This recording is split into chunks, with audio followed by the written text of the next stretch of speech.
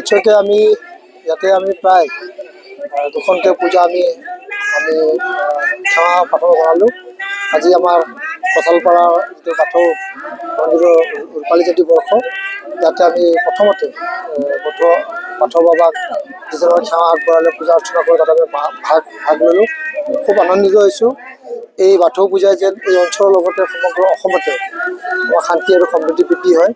আৰু বড়ো জনগোষ্ঠীক আমি আগুৱাই লৈ যোৱাৰ ক্ষেত্ৰত আমাৰ এইখন চৰকাৰে হওক বা আমাৰ ভাৰতৰ চৰকাৰে হওক সুন্দৰভাৱে কাম কৰি আছে।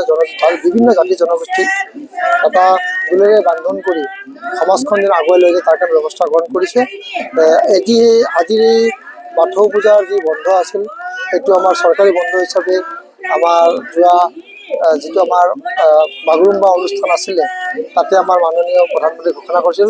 সেইমতে সমগ্ৰ অসমত আজি চৰকাৰী বন্ধ ঘোষণা হৈছিল আৰু সুন্দৰভাৱে এই পূজা অৰ্চনা কৰিছে।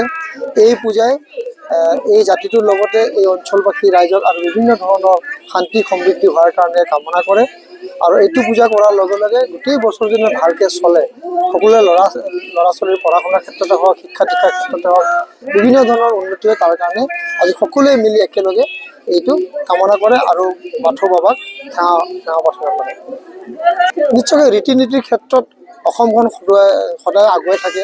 বিভিন্ন ভাষা ভাষী, বিভিন্ন ধৰ্মাৱলম্বী, বিভিন্ন ধৰণৰ কলা সংস্কৃতিৰে অসমখন ভৰাই আছে। দাঁতিকাষৰীয়া অঞ্চল হ'লেও ধৰ্মীয় ক্ষেত্ৰত সকলোৱে এটা বেলেগ ধৰণৰ আৱেগ থাকে, বেলেগ ধৰণৰ অনুভূতি থাকে। ইয়াতে অকল যে বড়োখিনি আহিছে এইটো নহয়, ইয়াতে আমাৰ অসমীয়া মানুহখিনি আহিছে, আমাৰ ৰাভা মানুহখিনিও আছে, আমাৰ শৰণীয়া মানুহখিনি আছে, বিভিন্ন ধৰণৰ ভাষী জনতাই আজি অংশগ্ৰহণ কৰিছে। এই ৰূপালী জয়ন্তী বৰ্ষলৈ অহাৰ ক্ষেত্ৰত যিসকলে কষ্ট স্বীকাৰ কৰিছে তেওঁলোকক আমি সেৱা প্ৰাৰ্থনা কৰিছোঁ। চাগে বহুত ব্যক্তি এতিয়া আমাৰ মাজত নাইও চাগে, তেওঁলোকৰো আমি আত্মাৰ চিৰশান্তি কামনা কৰিছোঁ। এনেধৰণৰ পূজাই এটা জাতিক সুন্দৰভাৱে আগুৱাই লৈ যোৱাৰ কাৰণে বহুখিনি আমাৰ সহায় কৰে।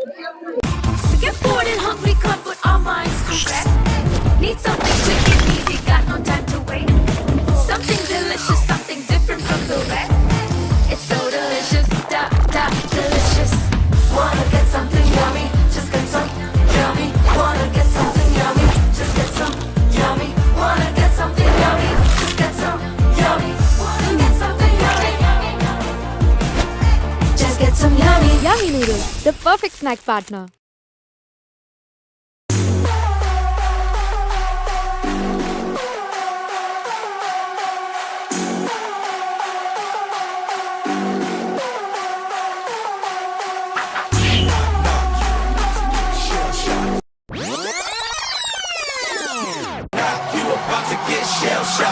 Knock, knock, you about to get shell shocked.